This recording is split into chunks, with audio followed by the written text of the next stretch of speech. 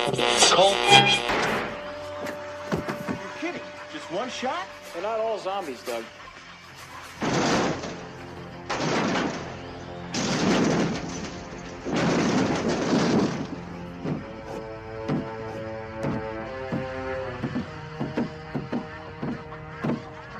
How do you fight this thing? Maybe we could drown it in A1 sauce. Well, sometimes that is better. The person you put up there ain't the person that comes back. It's a dance song to get down with. About 6 feet under. Get down. Ooh, I love this song.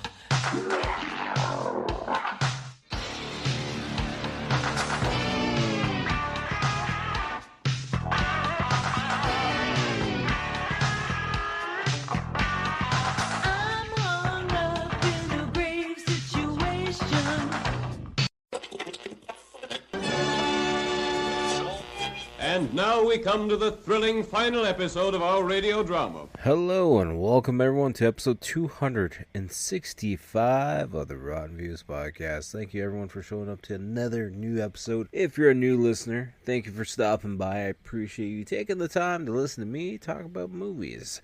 If you're a returning listener, thank you for showing up each and every single week. And back to you new listeners, if you are a new listener, make sure to check out the catalog. We have over 260 plus episodes.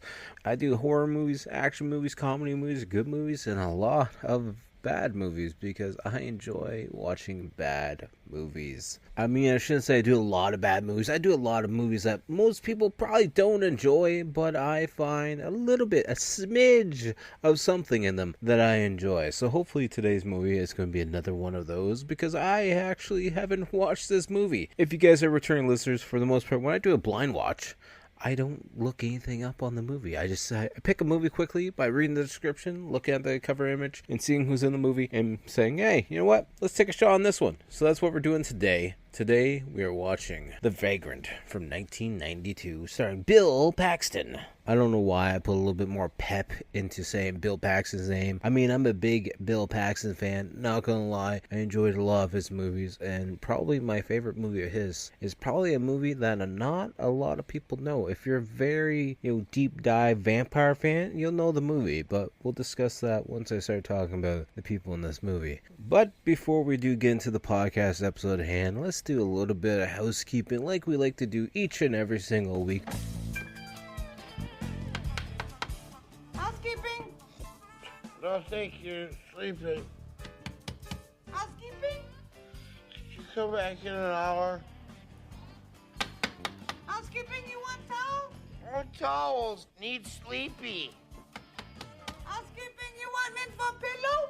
Please go away. Let me sleep for the love of God. For all the new listeners out there, as always, if you want to help support this podcast, no matter what podcast platform you're listening on, the main thing that you can do to help support me the most is just hitting that share button. Share it on your X account, your Threads account, Facebook account, whatever. Share it with whoever you want. It doesn't matter to me. I just want to build a community of like-minded people and just people who enjoy movies in general. Good movies, bad movies, silly movies. Doesn't matter what kind of movie it is. I just want to make a community of like-minded people who all enjoy the same thing. Because at the end of the day, we're just here to make content that people enjoy and hopefully it helps them get through the day. But back to the podcast at hand. If you're listening on Spotify, feel free to give it a star review. You can give it a 5-star or 4-star if you feel so kindly to do so. If you want to give it a 1-star, that's alright. I'll find a game to beat you in. Maybe I'll just find you on GTA Online and run your character over.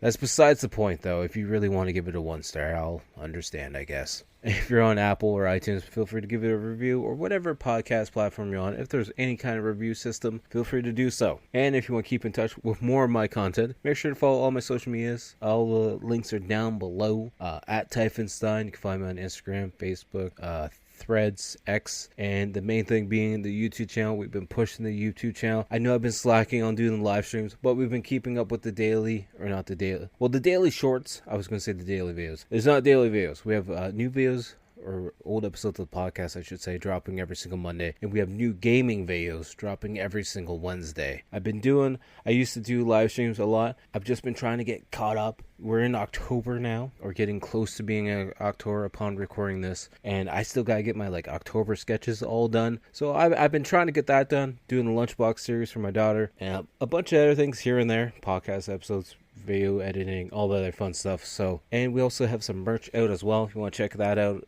links are down below. I got too much stuff to check out. You know what? It's all free too. It's not the merch. I shouldn't say that. The merch isn't free. You got to pay for that stuff. But all the other listening and viewing content, that's all free. So. But yeah, we got a ton of free content for you to listen to on YouTube, so definitely go check it out. If you want to buy some merch, feel free to go check out the new TeePublic merch store, where we have some new designs. I got my Peanut Alien design on there as well, the podcast designs on there as well on tie-dye, and we also dropped a new John Candy inspired design as well, so definitely go check that out. Let me know if you guys like it, if you want to see more designs like that one. I kind of just threw it all together. I want to do a John Candy related piece because the documentary comes out, I think, October 10th on Amazon. So I'm looking forward to watching that.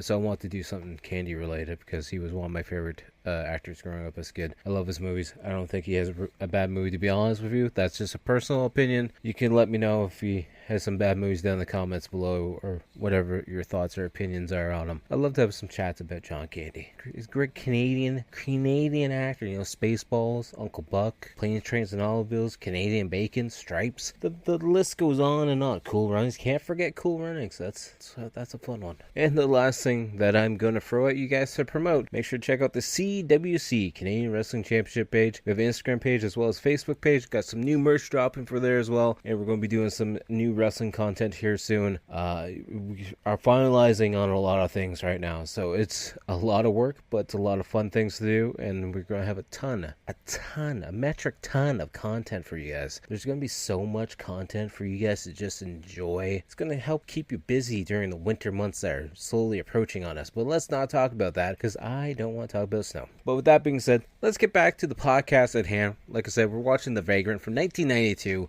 This movie is on Tubi right now, but it is in the leaving soon section, so it might already be gone by the time you guys listen to the podcast. But guess what? You can find it for free on YouTube, so just avoid paying the $5 or whatever it is to watch on Apple TV. I hate Apple so much. That's just my personal opinion. I'm not an Apple user by any means. So, but back to the movie at hand. If you guys are a first-time listener to the podcast, I know I'm rambling, going all over the place. Coffee is good. Coffee and energy drinks, good.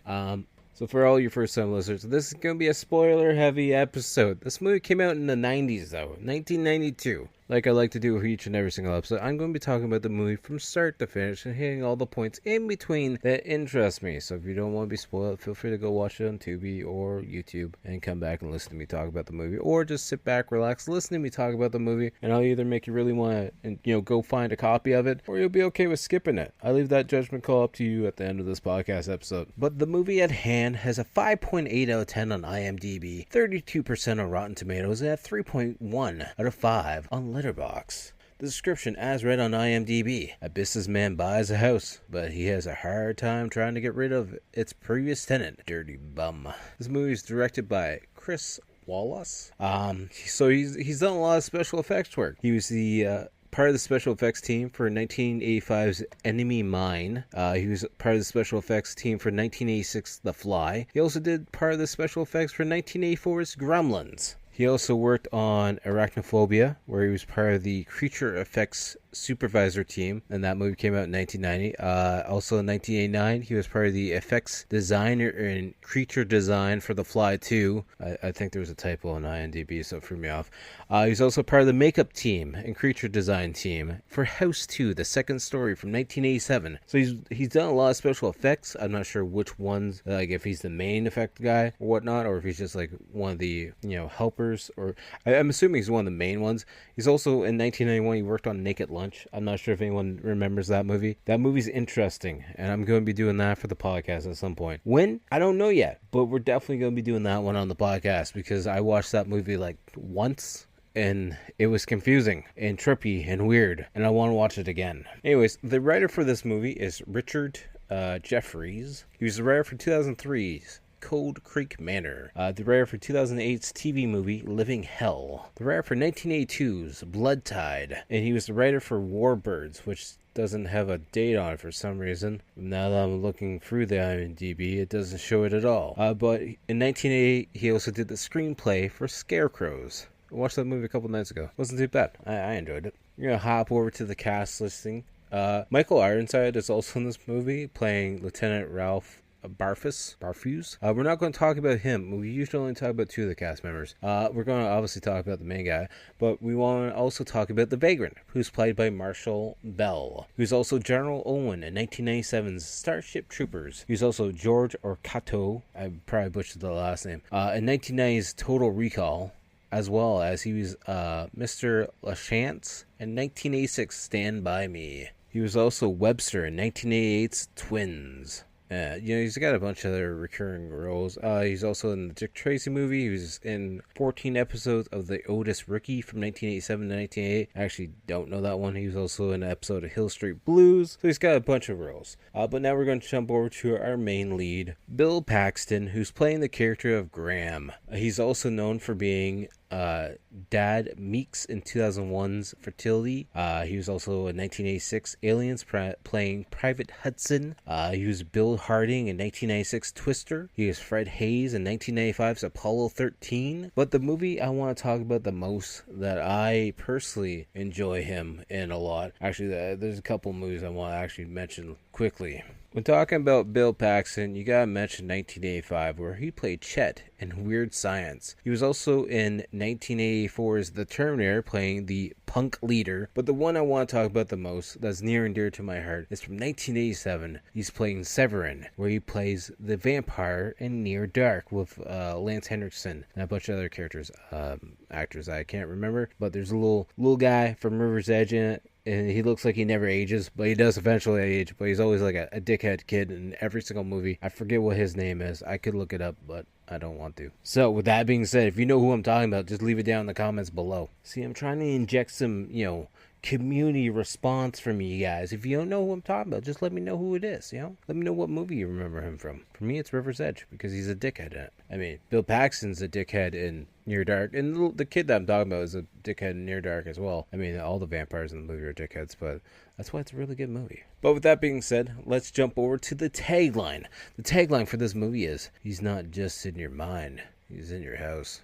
So just scrolling through IMDb, and we're looking down at the budget side of things. The budget was estimated of $9,500,000, and on opening weekend, it says for the U.S. and Canada, on May 17th, 1992, it had about $4,300.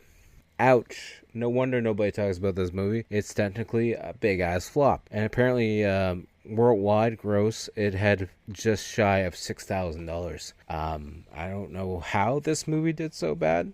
I don't know why it did so bad. I guess because it's just something different that most people weren't expecting. I don't really know. But that being said, for all I know, this movie could suck because I still actually haven't watched it upon doing this intro. So with that being said, we're going to start watching the movie at hand now. So if you guys don't want to be spoiled on a movie that came out in 1992, feel free to pause it now. Because, like I said earlier, I'm going to be talking about this movie from start to finish and hitting all the points in between that interest me. So it's going to be a very heavy, spoiler-filled episode. So this is your last warning.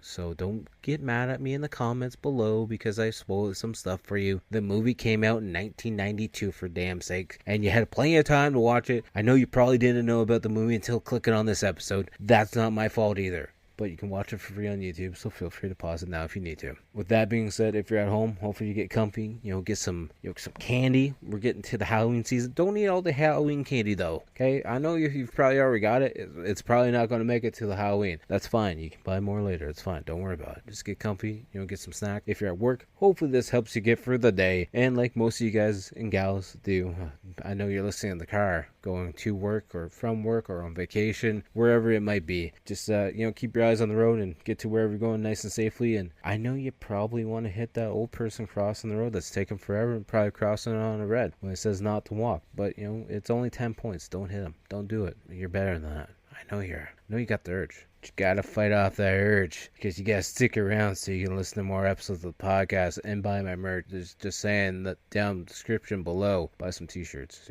or stickers or something. With that being said, let's get started on the podcast episode at hand right now. Presents Saturday Night at the Movies, the television series which each week brings you the finest in recent motion pictures. Tonight, this next property is very well suited to your particular needs, Mr. Krakowski. He saw it. This house speaks to me. It says potential. He loved it. Well, I could even think about putting in a hot tub or maybe even a lanai. A lanai, wow. He bought it. Owning a house is okay, but you're going to get an ulcer making the payments. How'd you like to see yourself promoted? Mr. Feemster, I certainly wouldn't mind that. And how'd you like to see yourself fired? I wouldn't like that at all, sir. But now, he's starting to lose it. 911 emergency. I'd like to report a dangerous vagrant. There's just one problem with Graham Krakowski's new home. He's not home alone. A bizarre, senseless murder took place last night. Mrs. Haller's been murdered. There's this vagrant who lives across the street. He did it, I know it, and now he's in the kitchen. You're acting like a maniac. Just relax. The police are taking care of everything. He's innocent, I tell you. Mrs. Krakowski, you are out of order.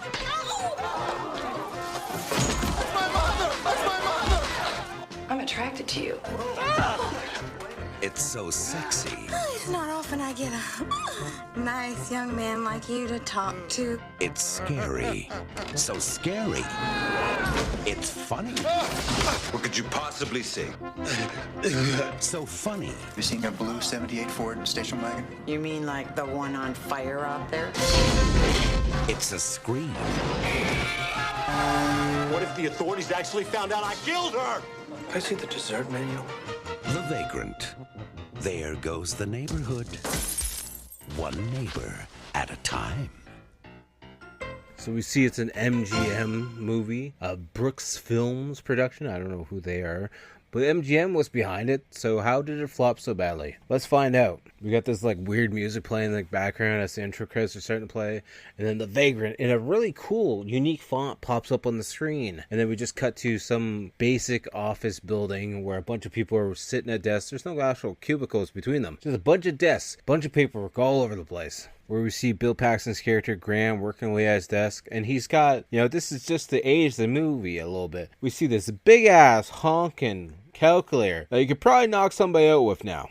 Then as he's sitting at his desk going through this book that has a bunch of houses for sale, which is definitely going to age the movie as well, we're looking at all the prices of these houses, and they're like $60,000 to $90,000 for like a 3-bedroom house, a 2-bedroom house. Nice looking houses too. I was like, wow, can we get that cost of living back, please? No? Probably not, huh? That sucks. And then we see this picture of this open lot, and it's just a bunch of debris all over the place. And then we see that picture coming to life, and we see Bill Paxton coming down the road with a realtor, and she's showing him a bunch of different houses, and be like, this next house is not too bad. Not the greatest, but it's not too bad. And then they get out of the car, and she's like, look, this house is very, uniquely located, like a young businessman yourself. Look at those skyscrapers over there. Not too far from you to get to maybe work if you work in one of those buildings. And then they walk into the house, and the realtor lady's like, this house speaks to me. Just over and over, just listen to it whispering. It's just screaming potential at me. And Graham is just like, yeah, you're kind of weird, huh? Graham's walking around, look at the home, knock on the wood, see how things are. There's garbage all over the place still on the floor. There's stickers and stuff all over the fridge. And, he's just like, yeah, it looks like it's a fixer-upper. And she's like, a little bit of soap, a little bit of water, it'll be fine. Everything will be fine. It's got a lot of potential. Don't worry about the kitchen sink that keeps dripping. And now the sink is starting to rust, but it's fine. Don't worry about it. Lots of potential. And then as Graham's checking out the washroom, the realtor comes by. She's like, oh, sorry, I didn't know you were using the washroom. He's like, no, I'm not. Don't worry about it. I don't know if this house is really speaking to me, to be honest with you. She's like, I don't know if I should be telling you this, but I've got some urges to get with you right now at this point in time in this dirty ass washroom right now. And then he's like, I got a girlfriend. She's like, she's in Buffalo and I'm here right now. He's like, okay, I'll take it. She's like, all right, where first? Where are we first doing? She's like, no, the house. I'll take the house. I don't want you. I want the house. The house is speaking to me now. So let's seal the deal. And I was like the next day or maybe later that day, he's showing up with his little like Miata that's pulling a little ass trailer behind it. Actually, to be honest with you, the trailer is probably the same size as the damn car. Then as he's carrying his first box inside, we hear the sink in the kitchen running. And he looks up and he sees the Vagrant just hunched over the sink, washing up, coughing, and spitting in the sink. And then we see him taking his little wheelie cart and like taking it out the back door. And Graham doesn't say anything at all. He just watches the guy walk away, be like, what the hell is going on here? What did I just set myself up for? It's funny, Graham's watching the Vagrant go across the street or go through his yard to go across the street. And we hear this, the cart that the Vagrant's pulling. It's playing like a ice cream music as well at the same time. And then it's got like a little bicycle horn as well. It's just like it's one of those like wagons that people use in the grocery stores when they're older and they just put their stuff inside of it. If that makes sense at all. It looks like it's handmade though. Then later that night we see, Graham's friend Chuck coming over to fix that back door, to put a new lock on, be like, we got to keep the homeless people out of your new home. It could be a little bit dangerous. Then Graham thinks he hears something. He's like, no, I'm sure it's just a big squirrel. And Chuck's like, don't worry about Graham. That homeless guy, he ain't getting in. Look at this new deadbolt I just installed for you. As strong as Fort Knox. Ain't no way he's getting in for this door. It's now that night. We see Chuck is like passed out on the couch and Graham's asleep in the bed. And we see the Vagrant's hand coming up against the door, but he can't open the door. And then he feels the new deadbolt and he just walks away. And then next thing you know, we see Graham waking up in bed, staring at the wall, where we see the Vagrant going through some stuff, and then he just walks out of the bedroom. And then we hear the Vagrant going closer and closer to Chuck, who's sleeping on the couch. And then he goes to grab him, but it's actually Graham grabbing him. And then Chuck freaks out, and then Graham's like, we gotta get out. And then he's like, wait, I'm awake. Was I sleepwalking? What was going on? It's now the next day, and we see Graham walking down the sidewalk with a paper bag full of groceries, and he's walking by this empty lot that's got debris and everything up all over the place and signs all up. He hears a burping. So then he peeks through the wooden fence or the wooden signs that are blocking off this empty area, and he sees the Vagrant just sitting on the ground eating some random food. And then the Vagrant notices him peeking through the crack, and the next thing you know, Graham's grocery bag either splits open or he drops all the food on the ground, and then he just starts walking or running down the sidewalk, being like, you know what, I don't need it, I'm gonna go home. And then once Graham gets home, he calls 911. He's like, I want to report a Vagrant. And they're like, so has he done anything? And he's like, well, at the moment, no, but I did see him in my house at one point in time. He didn't take anything, but, I want him at least, arrested for trespassing or something. Then the police show up, and Graham's like, he's been, wrecking the place. He's been urinating in the bushes and whatnot. And they're like, you've seen him urinate in the bushes? And he's like, well, no, but you could definitely smell it when you walk by it. So then they go talk to a couple neighbors, being like, hey, have you seen this Vagrant? And this old lady answers the door, and she's got this hearing device that just is a high-pitched squealing sound the whole time as the officers are yelling at her so that she can understand what they're saying. She's like, huh? Urinating, huh? They better not be urinating back there. And then Graham shows up. He's like, I think he's getting ready to urinate on those bushes back there. And the one cop's like, should we call backup? It's like, no time. We gotta go arrest him now. And then the old lady's like, you're the new neighbor, huh? You wanna come in for some lemonade and stuff?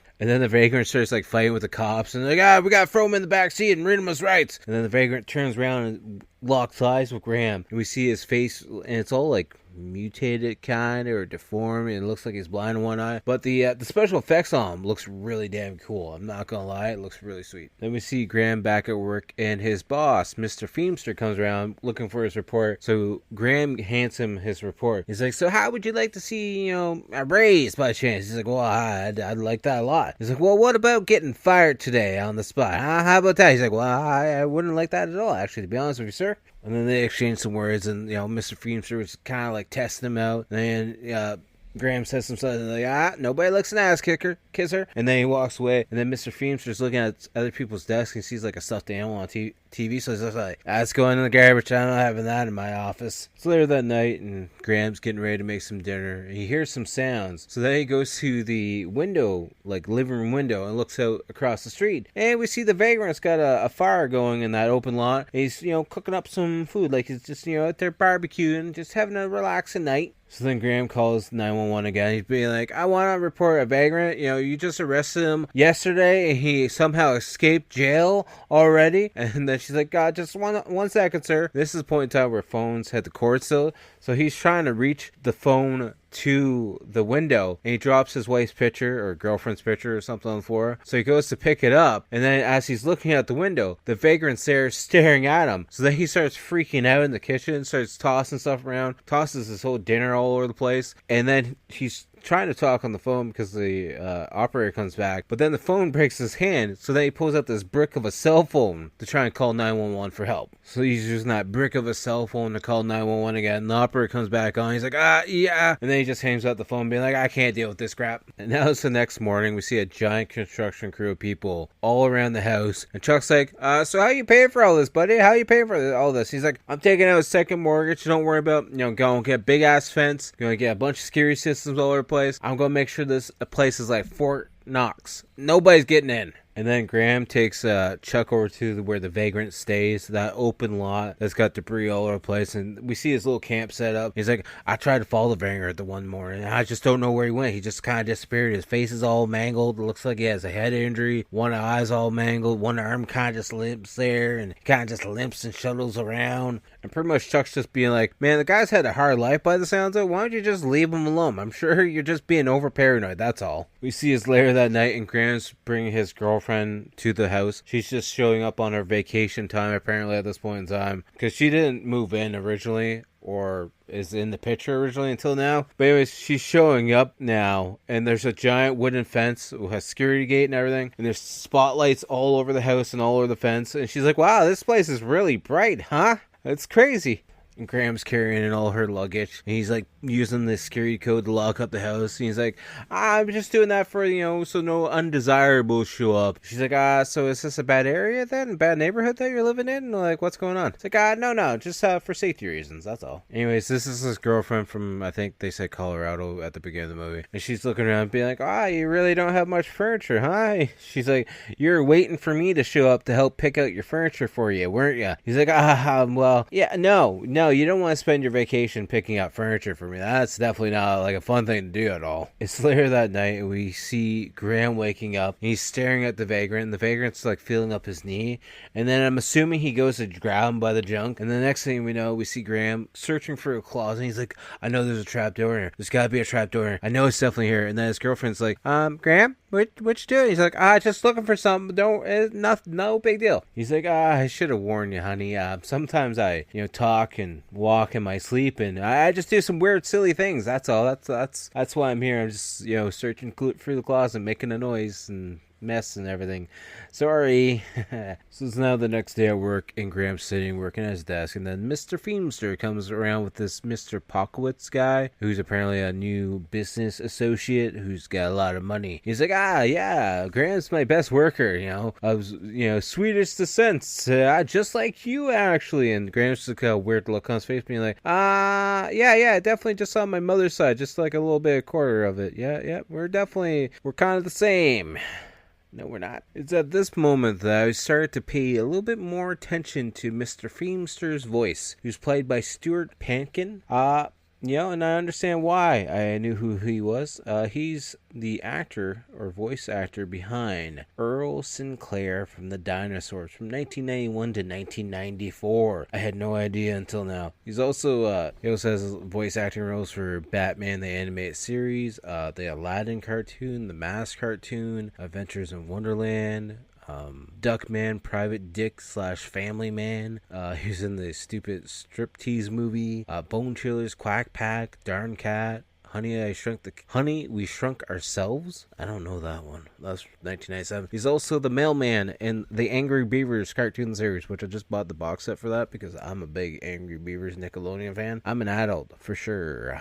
Back to the movie at hand, though. So then Mr. Feemster starts talking to the other guy, and check his background or whatever, and the Feemster's like, I'm just going to actually promote Graham here, and actually I'm going to give him the day off too. So then Mr. Potswood starts speaking Czechish, Slovakian. Is that the proper way? I don't know. Anyways, then Graham starts speaking, and Mr. Potswood just stares at him and be like, what the hell are you saying? So then we see Graham driving home, and he sees a crime scene near his home, and apparently it's a lady in a body bag. And then this officer's cleaning off this like hearing aid device. He's like, oh crap, it's my neighbor, I gotta rush home. So then he rushes home, slips in the kitchen, and as he's getting up, he's looking in the dining room, and he sees the Vagrant just sitting there eating at his table and wearing, I'm assuming, one of his yellow knitted sweaters, and he kind of just like spooks at him, and Graham just runs upstairs screaming. He runs into the washroom where we see a bunch of steam in the washroom, and he gets scared by moving the shower door, and it's his girlfriend just having a hot shower. She's like, oh, God damn it, you scared me. He's like,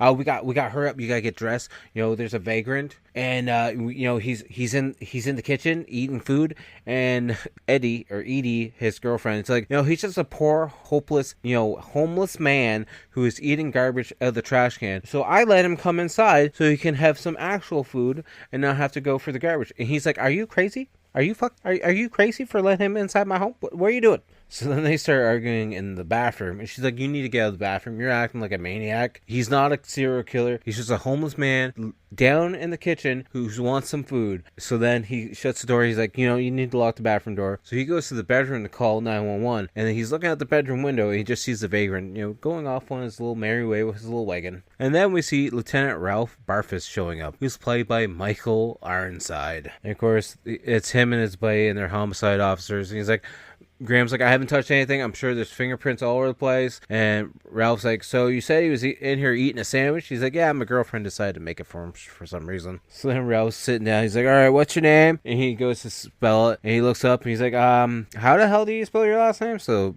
Graham has to spell it to him. He's like, all right, so this suspect that was in here, what kind of sandwich was he eating? So Graham gets upset. He's like, it doesn't really matter what kind of sandwich he was eating. He's a serial killer. So then Ralph's like, all right, Edie, ma'am, what's your side of the story? He's like, well, it's just a homeless guy eating garbage out of the garbage can, you know, trash can. I just figured it'd be nice to let him in for a sandwich. So then as they're all having a conversation together, Lieutenant Ralph's like, hey, what are those flowers doing on the ground over there?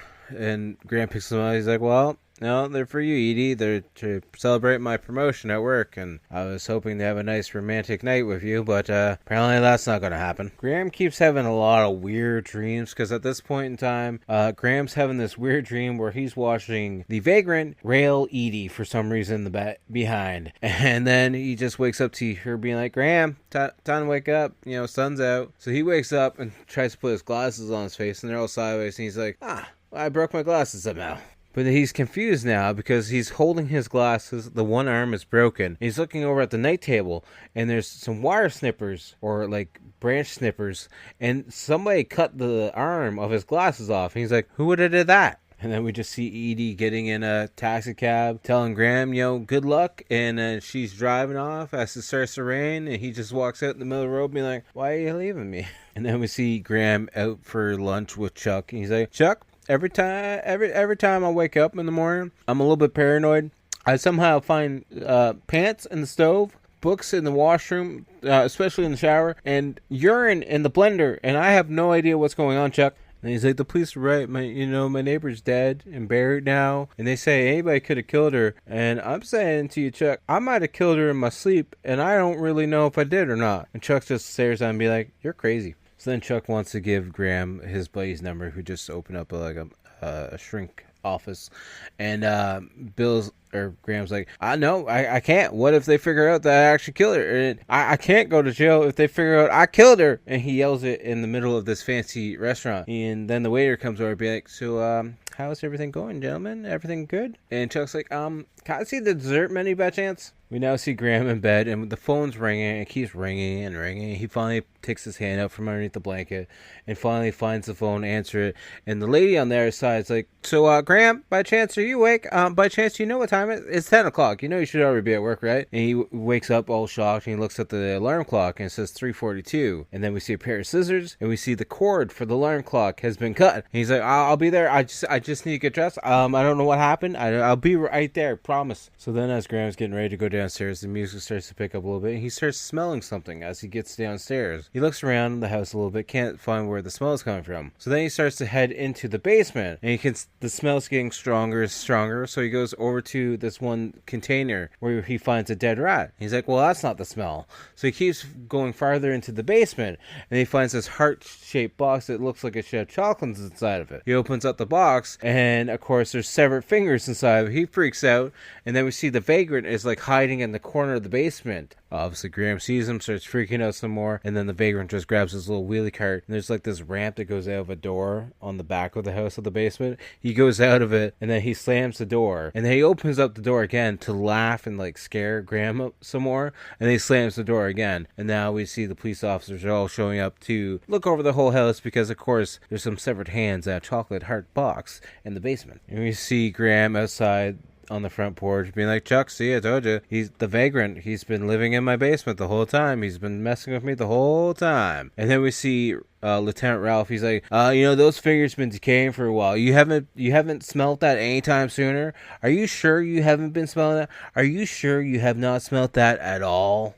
It's now that night. We see Graham has fallen asleep in a chair with a shotgun, and somehow the Vagrant's inside. He's filling up the gun, and he actually turns the gun so that it's actually facing Graham's, pretty much his chin, his throat area, and then Graham just wakes up scared, freaking out because he feels the Vagrant's hand all over him, and then there's nobody around. So then we hear the doorbell going off, and Graham gets all spooked and freaked out about it. He's like, all right. He starts taking off all these deadbolts. He's got like 3 deadbolts on the door.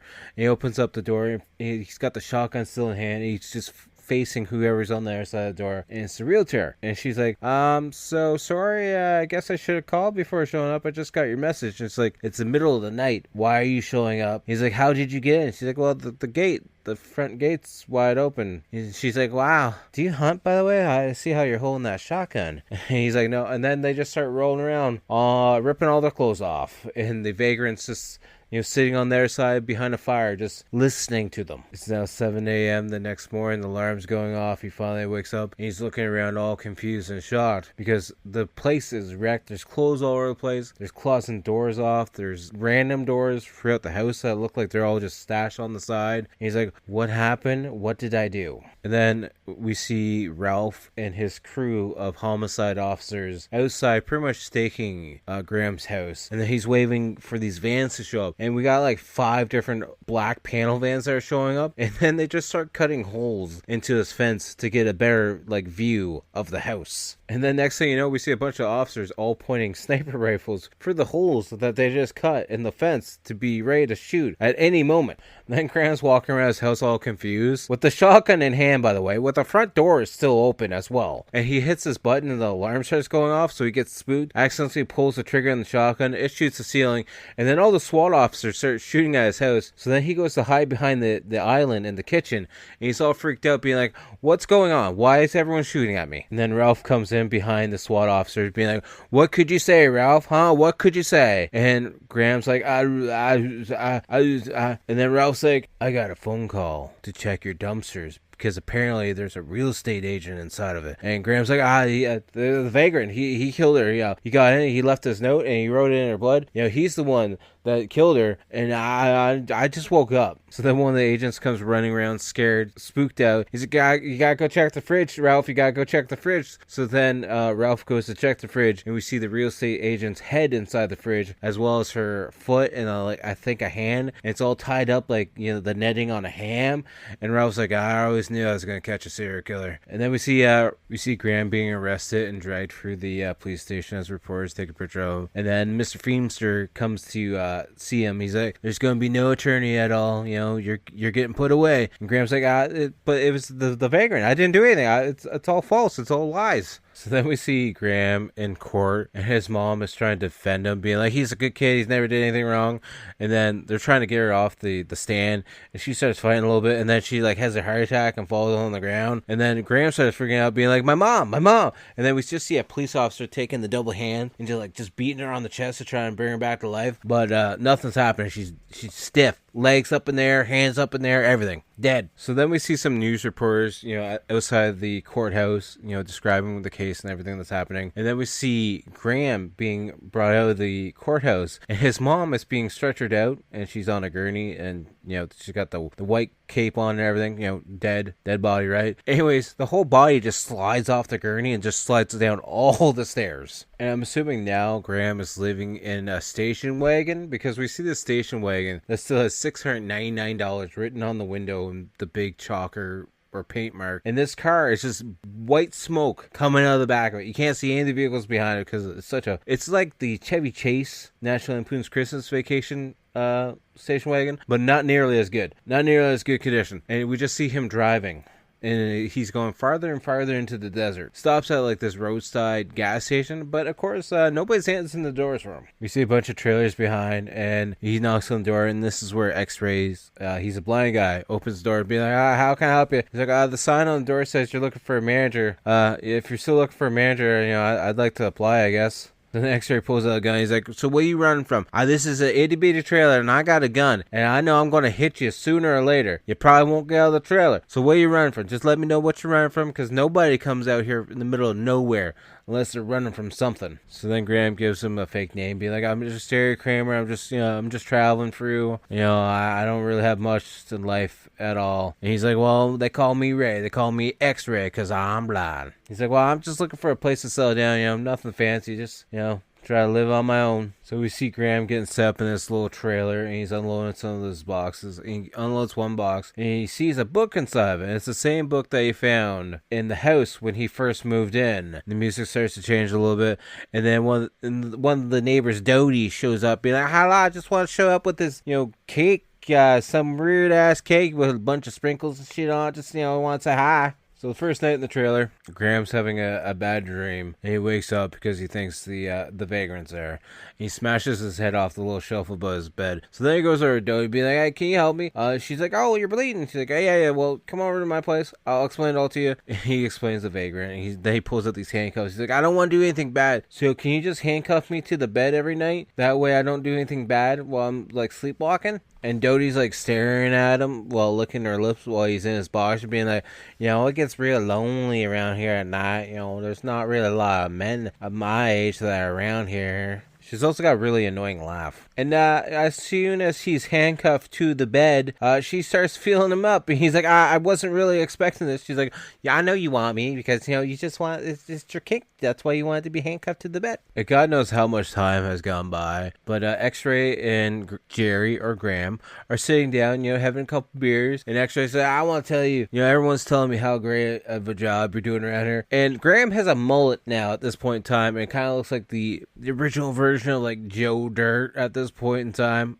It's Bill Paxton. He can kind of pull it off, I guess. So now it's the next morning, and Graham is waking up in his bed, and he's all confused because he starts rubbing his face, being like, what happened? And we see the handcuff is broken. And then Graham's waking up in bed with a hatchet or a meat cleaver in bed, and he's covered in blood. And X-Ray starts freaking out because he's taking the laundry down off the clothesline, and we find out I think his dog is hanging from the clothesline as well, that we only saw for a split second. So then Graham runs out and goes to check on X-Ray, and then X-Ray's dead on the ground. So then Dottie comes out with the meat cleaver, being like, why'd you do it, Graham, Jerry, whatever your name is, why'd you do it? He's like, it wasn't me, it was the Vagrant. Then he takes the machete or the meat cleaver back. He's like, this time I'm going to kill him. And she starts screaming and be like, no, we got to stop the killing. And then everyone in the trailer park comes out, starts screaming at him. And then one of the rednecks in the trailer park pulls out a shotgun and be like, you better put that cleaver down, boy. And he shoots there, and then Graham just jumps into his station wagon and starts bolting down the road. And now it's late at night, he's driving, and he can't see anything because of the smoke, I guess, from the car, or maybe just a smoky, foggy night. And then he starts hearing Mrs. Howler singing beside him, and she's like, my husband would have liked you. And he starts freaking out because he sees her. Then she changes into the real estate agent, and then she disappears because she's showing her throat injury where she got decapitated. And then the Vagrant pops up out of the back of the car, and Graham starts freaking out, and the next thing you know, the car is driving towards the transport. Next thing we know, we're getting into a car accident now, and now we see the car rolling down a hill, and it finally stops at this debris spot where he's sitting in, I think, the passenger seat now at this point in time, looking around, and he's at like a rest stop. I'm assuming he wasn't actually in a car accident. I'm assuming he just stopped there to actually take a nap, and then he started to freak out. And then we see headlights of another car showing up at this spot, and of course it's actually Ralph showing up with his detective buddy, and they're going in to sit in this diner, and because they're trying to hunt down where Graham is gone. Then Graham decides to get out of his car and starts pumping gas at the gas pump because he's at a truck stop, we find out. And he looks in the back of his car, and that's when we see the Vagrant's little wagon is in the back of the car. And he starts freaking out, being like, how's it in there? Where is he? How is this crap here? So then Graham starts going through the Vagrant stuff, and we find out he has a whole book about him and how he's been like tracking him and following him. He's a scientist of some sort, or a novelist, because he's like, they'll never find the case and they'll never be able to, put the fingers on me. And he's using Graham as the perfect guinea pig, as he says in the book. And then we see that there's other books of the monster within, but the back cover is finally not ripped off of these ones. We find out that the Vagrant is actually the author of that book that's been haunting Graham the whole time. So then Ralph's little lackey's like, ma'am, because they're sitting in the diner, he's like, ma'am, have you seen this gentleman by chance driving a blue Ford station wagon? She's like, like the one that's outside on fire right now? And then look out the window and be like, yep, that's the one. Because the Vagrant also pops out of the back of the car when Graham is going through his, luggage. And then he runs off into this mine that's apparently attached to the truck stop as well. And Graham's following after him with a miner's pickaxe. And then out of nowhere, we just see the Vagrant riding in a mine cart going down the tracks right towards Graham. And it almost runs him over, but Graham runs out of the way or jumps out of the way. And he's like, good reflex, ass. So yeah, we find out that the Vagrant's a doctor, and Graham's calling out to him. He's like, I'm not going to be your guinea pig anymore, doctor. And then the Vagrant's yelling from the shadows, being like, yes, you will keep being my guinea pig. You're the perfect guinea pig. So we see Graham following the Vagrant through this mine shaft, and Ralph and the other lieutenant or deputy are following through as well, trying to find where they are. And Graham gets to this one spot where this trap goes off and takes a Polaroid picture of him. And then the Vagrant comes out. He's like, all right, you need to calm down. Look at you. You got your whole life ahead of you. I made your life very, very interesting. You should be happy. You should be, thanking me for making your life interesting. So then they start fighting in this mine shaft, and Graham gets the Vagrant down to the ground and literally just starts choking him out. And we see he's pretty much dying at this point in time. And then Ralph shows up being like, oh, well, look at this. Look at who we found. Looks like that's going to be the last person you're going to kill, buddy. So then Ralph is telling Graham to run because he wants Graham to run so that Ralph can shoot him in the back. Be like, yeah, you know what? I'm going to just make it look like you're run away from the scene, causing issues, and I'm going to shoot you, and I'm going to enjoy this. And then out of nowhere, the Vagrant comes alive again and uses the broken chair and just stabs Ralph right through the back. All three of the legs go through Ralph's body somehow. This really strong chair, even though it's broken. But, it makes for a good effect, and I enjoy it. But then we just see Graham picking up the Polaroid camera and just taking pictures as the Vagrant is killing Ralph. And then the other officer runs in and he's like, who did that? And they both point at each other being like, he did it. And Graham's holding the picture, the Polaroid, being like, I'm going to show you who did it, because this Polaroid's going to develop at some point in time. So Graham throws the Polaroid over to the other officer, and it finally develops in his hand. He's like, shit. And then the Vagrant's like, starts screaming at him. So the officer just starts shooting him a bunch of times, and the Vagrant falls off this ledge and falls to the ground and might finally be dead this time, maybe.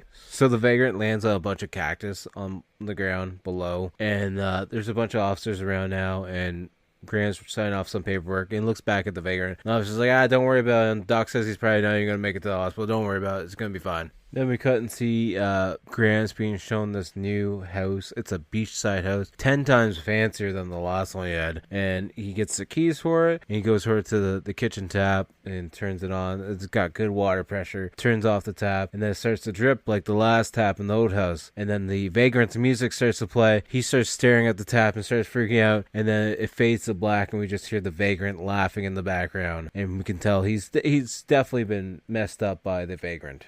And that's the end of this movie. And I gotta say, it was an interesting one, enjoyable. It could have been, I think it could have been a little bit shorter, even though it's only an hour and 31 minutes. It feels a lot longer than that, to be honest with you. I gotta say, the makeup effect for the Vagrant, love it. I think it looks really cool, and I feel like this could be, if it didn't flop, I feel like there could have been more movies in this series, or to make this a series of movies, let's say. I enjoyed it a lot, and on the Rotten scale, 10, I'm going to give it a solid 6.5. Yeah, 6.5 I think is good for this one. I enjoyed it, and I thought it was fun. I like Bill Paxton a lot, and the whole psychological side of things was really well done. So I would definitely highly recommend checking this one out. You might not be able to watch it on Tubi at this point in time after listening to this episode, but like I said, pretty decent quality on YouTube.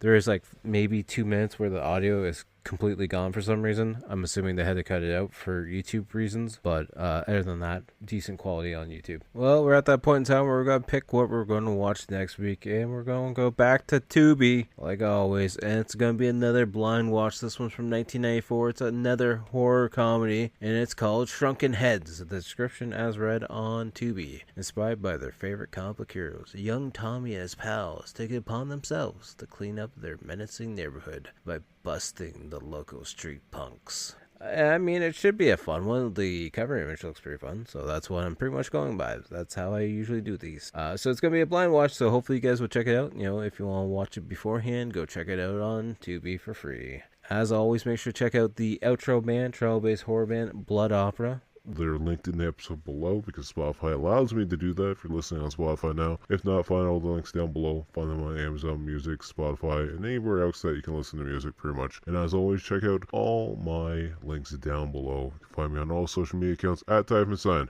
With that main one being the YouTube channel. Definitely go check it out for the community posts, the weekly game video that drops every single Wednesday, and old episodes of the podcast drop every single Monday, various shorts, and the occasional live stream. So definitely go check that out, as well as the CWC Canadian Wrestling Championship page for all your wrestling related content. And we got a bunch of content coming soon. Definitely go check out, subscribe to the Instagram page and the Facebook page. And make sure if you want to support me, feel free to buy some of my merch down at the TeePublic link down below to the web store. I got the John Kennedy design, the podcast design, and the Peanuts Predator design. So definitely go check it out. And we're going to be having some more designs dropping soon. So definitely go check all that stuff out. And I'll talk to you guys all later. Peace!